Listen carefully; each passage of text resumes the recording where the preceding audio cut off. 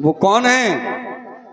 बोले जो माता पिता की आज्ञा नहीं मानता है। माँ नहीं माँ तो पिता नहीं देवा, और साधुन सन करवा वहीं सेवा।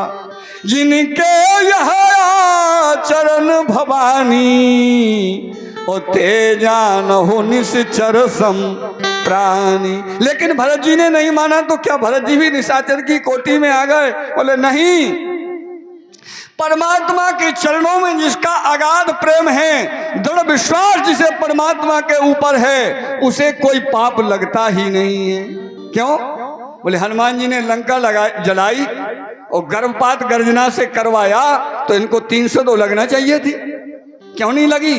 अर्जुन ने हजारों को मार डाला बाणों के द्वारा, पितामह भीष्म को मार दिया, गुरु द्रोणाचार्य को मार डाला, तो 302 अर्जुन को भी लगना चाहिए थी, लेकिन क्यों नहीं लगी? भगवान कह रहे हैं सर्वधर्मान परित्यज्य मामेकं शरणं व्रज। जिसका मन हमारे चरणों में है उसे कोई पाप लगता ही नहीं है। लेकिन खेल तो सब मन का ही है ना। इस मन से ही तो हमें देखना है। ये मन सब देख रहा है और हम मन को नहीं देख पा रहे हैं। कई लोग तो दर्पण में निरंतर देखते हैं। कथा स्थल पे आएंगे तो कम से कम 36 बार देखेंगे कि हम अच्छे बने कि नहीं बने।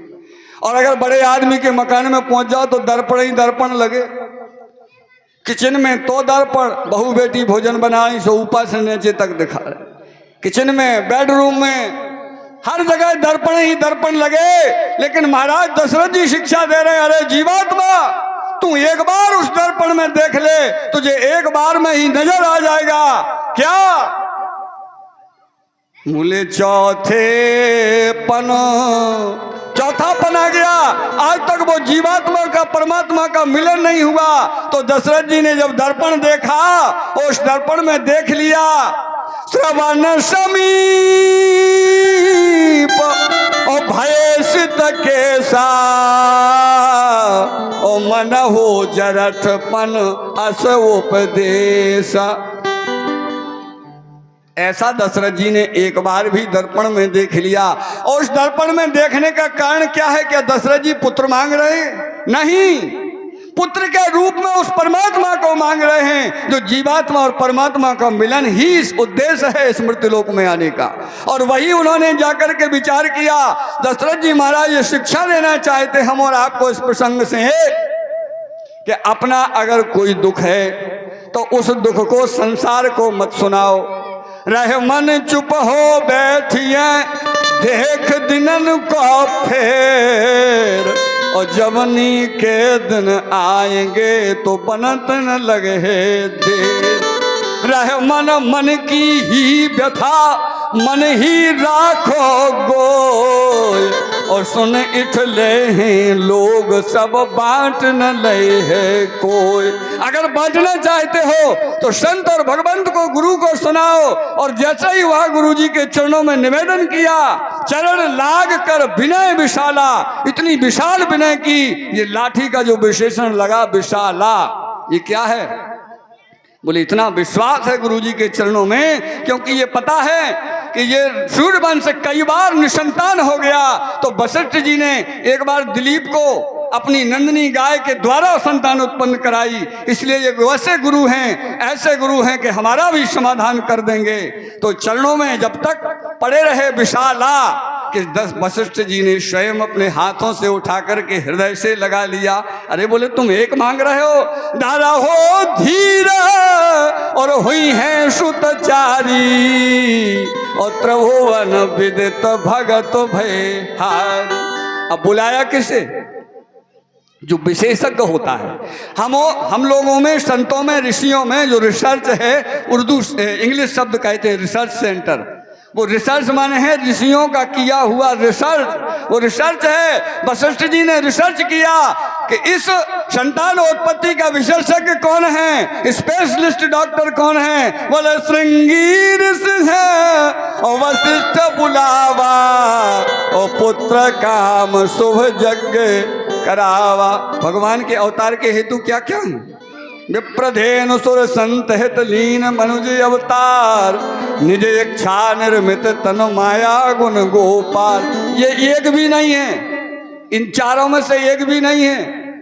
जब जब हो धर्म की हानि और बारह असुर अधम अभिमानी, ये भी नहीं है। बोले इदम मिथ्यम कह जाए न कोई, ये भी नहीं है। राम जन्म के हेतु अनेका और परम विचित्र एक ते एका। गोस्वामी जी से पूछा, बोले हम नहीं जानते। क्यों? बोले हमें तो हनुमान जी ने भाषाबद्ध करवाया, हम क्या जाने। हनुमान जी से पूछा, बोले हम भी नहीं जानते। वाल्मीकि जी से पूछा, बोले हम भी नहीं जानते। शंकर जी के पास गए, शंकर जी बोले हम नहीं जानते।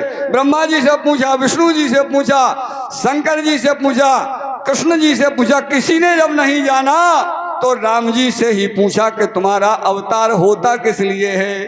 तो इस युग में जो केवल शब्द लगा, कलयुग केवल, इसी प्रकार से केवल राम जी ने बताया। बोले सो केवल और भगतन हित लागी और प्रणत कृपाल दीन अनुरागी। केवल केवल को जोड़ लीजिए, काम बन जाएगा। कलयुग केवल हरि गुण गाहा और कलयुग समयुग आन नहीं जो नर कर विश्वास। कलयुग केवल, केवल नाम का आधार। नाम का आधार क्यों है? बोले महाराज यज्ञ तो हो रहा है, यज्ञ में नहीं, तपस्या भी तो हो रही। बोले ये भी नहीं। अगर तपस्या में बल होता तो हमने अभी देखा है 2024 में अंबानी के यहाँ शादी हुई तो 3 शंकराचार्य जी पूंछ हिलाते हुए पहुंच गए वहां। धन के नीचे धर्म को रौंद दिया गया। मैंने खूब लिखा, तुम कैसे शंकराचार्य हो कि तुम धर्म को धन के नीचे रौंदा जा रहा है। हमारे केवल एक शंकराचार्य हैं, गोवर्धन मठ पीठ वाले स्वामी निश्चलानंद जी सरस्वती। वो ना तो प्राण प्रतिष्ठा में गए राम जी की और न किसी के यहाँ धन के लालच में जाते। और उन्होंने प्रतिज्ञा ली है वो धर्म सम्राट कृपाति जी महाराज की कि जब तक भारत में गाय के शरीर से एक भी रक्त की बूंद गिरती रहेगी तब तक मैं सोने चांदी का सिंहासन छत्र मुकुट कुछ भी धारण नहीं करूंगा। यह है सनातन को जीवित रखने वाली विधा। वो संत कैसा, वो शंकराचार्य कैसा, जो महामंडलेश्वर कैसा। महामंडलेश्वरों की तो चर्चा ही नहीं है किसी वेद पुराण शास्त्र उपनिषद में। संत और संत को कहा गया। तो मेरे कहने का तात्पर्य है, सनातन को हम अगर जीवित करना चाहते हैं तो सर कट जाए लेकिन धर्म को नीचे नहीं जाने देंगे। धर्म को, धर्म की धुरी को धारण करने के लिए है तो भरत जी आए। तो कलयुग केवल हरि गुण गाहा और गावत नर पावै भव था। नाम का आश्रय ले लो विश्वास के साथ। अब राम जी प्रसन्न कैसे होंगे? बोले राम ही केवल और प्रेम प्यारा और जान ले जो जान निहारा। लेकिन ये भी विचार मत करना, ये अहंकार मत करना। अभी हमने राम लक्ष्मण जी, हनुमान जी, इनकी चर्चा बताई कि इनको नहीं छोड़ा। अरे जानकी जी को नहीं छोड़ा राम जी ने। कैसे? बोले जब जटायु ने सब बता दिया। दक्षिण दिश ले गयऊ गुसाई और करत बिलाप कुर्री की नाई। नाथ दसानन यह गत कीनी तह सुत जनक सुताहर लीनी। और सुग्रीव के पास वो वस्त्र आभूषण भी मिल गए तो फिर राम जी सीधे क्यों नहीं गए? जब बंदरन की सेना और ये रीछ भालुअन हो काय को इकट्ठे करत रहे, ये नौटंकी क्यों करते रहे? ये नौटंकी इसलिए राम जी ने करी कि जब तक जानकी ने ये स्वीकार नहीं कर लिया कि मेरे से भी एक अपराध बन गया, और उस अपराध को जब तक जानकी ने स्वीकार नहीं किया राम जी नहीं गए। और दूसरा भाव क्या है? एक जने बोले महाराज ये बंदरा भालू काहे खोल ले गए राम जी, आदमियों खोल ले जाते। हमने कि आदमी कलियों को इतना बदमाश है, सोने की लंका हती की एक एक पगवा सोनो दे देते जो सबरे रावण के ताई हो जाते, राम जी के ताई को न रहता। इतना भ्रष्टाचार मचा हुआ है इस देश में कि एक सोनी की निगज्जा अगर दिखा दे तो वो रावण के भगया होता है तो ये सब माई पहुंच जाते। काहे के हम देख रहे हैं ना, सरपंच जी को चुनाव आए सो 2-2 हजार का वोट, एक एक पगवा ठोक दो वही जीत जाए वोट। इसलिए विचार करो, धर्म को धुरी को धारण करने वाला वही है। ये भैया पार्वती का डिम डिम घोष है। बोले नारो सहस्त्र महो और सुना हो पुरारी और को ये कहो ये धर्म व्रत धारी, धर्म की धुरी को धारण करने वाला कोई एक ही है। अंतिम बात कह करके वाणी को विराम, समय अपनी गति की ओर है।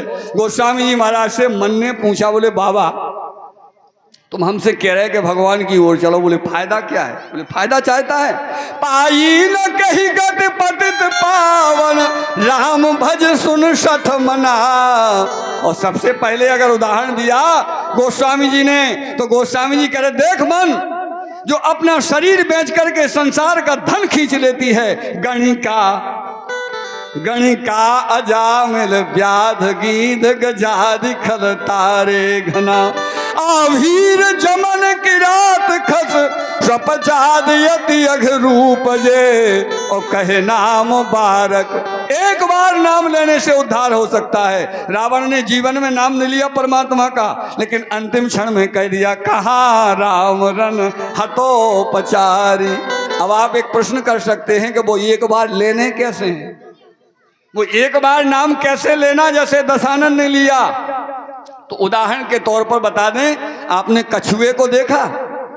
जैसे कछुए को आप टच करेंगे तो वो अपने सारे अंगों को समेट लेता है। इसी प्रकार से जिस समय हम अपने संसार से अपनी मनोवृत्तियों को समेट लेंगे और एक बार उस परमात्मा को पुकारेंगे, अरे तो राम की छोड़ो दशरथ को आना पड़ेगा, लेकिन वो तुम्हारा प्रेम परमात्मा के पास हो। कैसे? वो दशा क्या होगी? आप ये भी कह सकते हैं कि वो दशा क्या है? वो दशा ये है, 5 मिनट का अभ्यास करो, एकांत में बैठकर एक कमरे के कोने में अंदर से कुंडी लगा लो, न कोई आए न कोई जाए, और वहां बैठकर के रोने लग जाओ। परमात्मा से मिलने के लिए रोने लग जाओ। संसार के लिए तो रोते कक्का मर गए, दद्दा मर गए, लेकिन क्या परमात्मा से मिलने के लिए कोई रोता है? और जिनके लिए तुम कमा के धरे आए, वो दद्दा मर गए, सोने की नुगज्जा में अंगूठी फंसी उनकी। तो एकांत में जो सो मम्मी से पूछे, का मम्मी अब ओता नहीं रही है, दद्दा तो मर गया, कुलरिया से न कतल ले में नुगज्जा। जिनके लिए तुमने कमा के रखा धन, वही तुम्हारी उंगली काटने के लिए तैयार है। इसलिए भैया विचार करो, केवल परमात्मा को अगर पाना है तो एकांत में 5 मिनट बैठकर के रोना प्रारंभ करो। ये मैं नहीं कह रहा, ये रामचरितमानस उदाहरण दे रहा है। हा रघुनंदन और प्राण प्रीते, और तुम बिन जियत बहुत दिन बीते। 5 मिनट का अभ्यास करो, 1 वर्ष तक, एक ही समय एक ही जगह। ये मैं धर्म मंच से कह रहा हूं, इसी कलयुग में इसी शरीर से तुम्हें राम जी का दर्शन हो जाएगा। हा रघुनंदन प्राण प्रीते, और तुम बिन जिया तो बहुत दिन बीते। हा जानकी लखन हा रघुवर, हा पितु हितु चित चातक जलधर। ये राम जी का, लक्ष्मण जी, जानकी जी का दर्शन, अगर हनुमान जी का दर्शन करना चाहते हो इसी कलयुग में, मीरा, तुकाराम, कबीर, रैदास, स्वपच, इनको कैसे हुआ? क्या हमें नहीं हो सकता? हो सकता है, लेकिन हमारा विश्वास दृढ़ हो तब। सुंदरकांड का पाठ करो 10 बजे स्नान करके शनिवार को, कोई उस कमरे में न जाए, आप रहें, देसी गाय के घी का दीपक जलाओ और उसमें संपट लगाओ। कौन सी? बोले मिले आज मोहे और राम प्रीते, और कपि तुए दरस सकल दुख बीते। ये 2 चौपाइयों का अनुष्ठान अगर आप 1 वर्ष तक करेंगे तो राम जी का दर्शन हो जाएगा। अरे मेरे पास तो इतने इतने अनुभव हैं कि 24 घंटे में इसी कलयुग में इसी शरीर से राम जी का दर्शन तुम्हें हो सकता है, लेकिन वो करने की आवश्यकता है। विश्वास न टूटे, बस बात वही रहे, जननी जनक और बंधु सुत दारा। और तन, सबसे पहले किसकी बात आई? बोले तन की। और जब तक जो तन संभाले हो, लक्ष्य सावन लगा रहे, बढ़िया कपड़ा पहन रहे, ठंड न लग जाए, फफूंदा न लग जाए, स्नो पाउडर, वैसलीन, पता नहीं का ठोक रहे, तब मिलेगा परमात्मा? नहीं। तन धन भवन सुहृद परिवारा, सबके ममता ओ ताग बटोरी, ओ मम पद मन ही बांध बर डोरी। अंतिम बात कह के हमारे संगीत के आचार्य केवल परमात्मा से यही बात कहते रहो, आके ले तू मेरी खबरिया। ये हम नहीं जानते कि हम कैसे हैं, और हम अगर पकड़ना भी चाहें उस परमात्मा को पकड़ नहीं सकते। क्यों? बोले वो परमात्मा निराकार है, उसका कोई आकार नहीं है। बिनु पग चले सुने बिनु काना, और कर बिन करम करे विधि नाना। आनन रहत सकल रस भोगी, और बिनु वाणी वक्तावर जोगी। तो उससे यही कहो कि हम कैसे हैं ये हम नहीं जानते, हम अपनी पकड़ से तुम्हें पकड़ना नहीं चाहते। आप मुझे पकड़ लो, आप मेरी खबर लो। आके ले तू मेरी खबरिया, आजा आजा तू आजा संवरिया।